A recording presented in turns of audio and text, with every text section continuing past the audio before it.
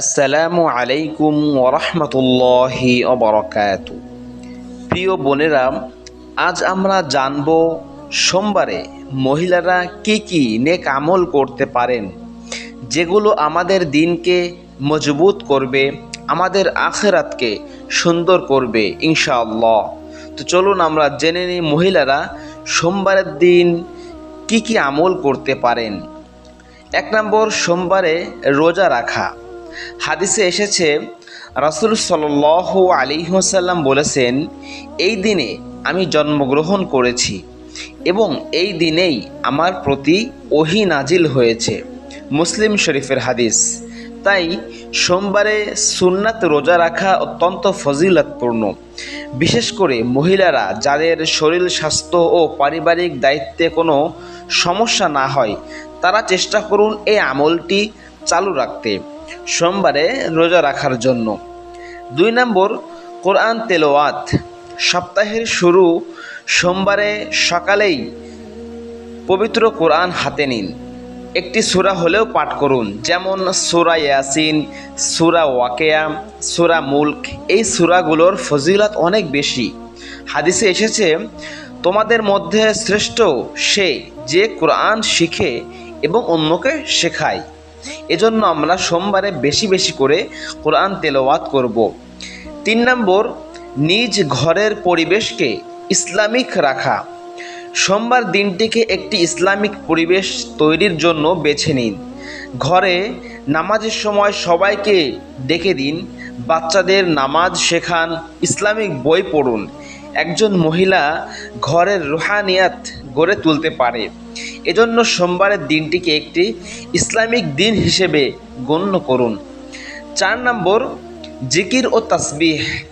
সোমবার সকাল কিংবা কাজ শেষে কিছু সময় বের করে বলুন, সুবহানাল্লাহ 33 বার, আলহামদুলিল্লাহ 33 বার, আল্লাহু আকবার 34 বার, লা ইলাহা ইল্লাল্লাহ যতবার সম্ভব।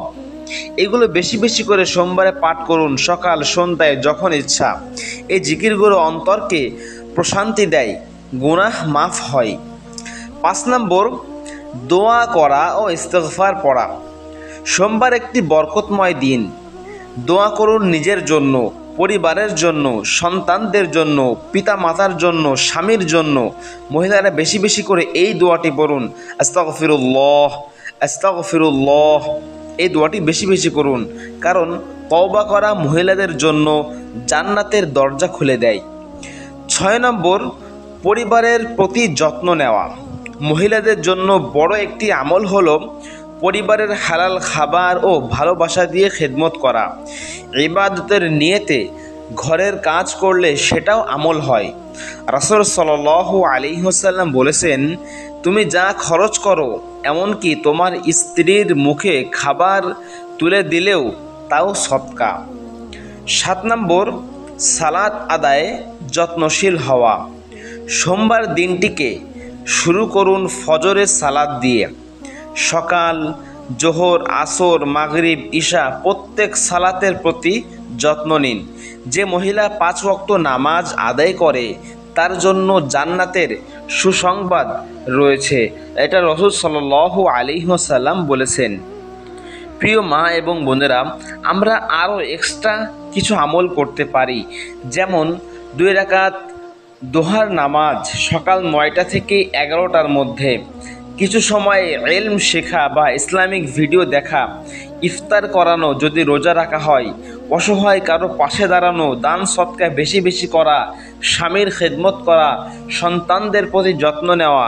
এটি আমরা সোমবারের দিন বেশি বেশি করে করব।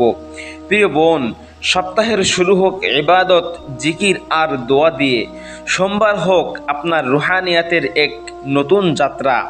ভিডিওটি ভালো লাগলে শেয়ার করুন, অন্য নারীদেরও জানান। জাযাকাল্লাহু খাইর। আজকের ভিডিওটি এই পর্যন্ত। সবাই আমাদের ইউটিউব চ্যানেল ডেইলি হাদিস ইউটিউব চ্যানেলটি সাবস্ক্রাইব করুন, লাইক করুন, কমেন্ট করুন, শেয়ার করুন। আসসালামু আলাইকুম ওয়া রাহমাতুল্লাহি ওয়া বারাকাতুহু।